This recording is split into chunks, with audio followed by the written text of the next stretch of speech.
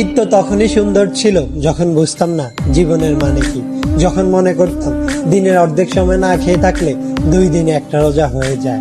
ঈদ তো তখনই সুন্দর ছিল যখন রোজা না রেখেও সবার আগে ইফতার টেবিলের সামনে হাজির হতাম আর সবার আগে ইফতারি খাওয়া শুরু করতাম। ঈদ তো তখনই সুন্দর ছিল যখন ঈদের নতুন জামা কাপড় কিনে দেওয়ার জন্য আব্বু আম্মুর কাছে কান্নাকাটি করতাম আর মনে করতাম কেউ ঈদের নতুন জামা কাপড় দেখে ফেললেই হয়তো ঈদ শেষ হয়ে যাবে।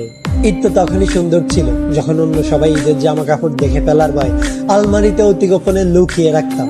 ঈদ তো তখনই সুন্দর ছিল যখন ঈদের দিন সবার পা ধরে সালাম দিতাম আর সালামের জন্য দাঁড়িয়ে থাকতাম। ঈদ তো তখনই সুন্দর ছিল যখন বড়দের দেখতাম তারা কত জায়গায় ঘুরতে যায়, তাদের কত টাকা, আর ভাবতাম কবে জানি বড় হব আর তাদের মতো করে এত সুন্দর করে ঈদ পালন করব।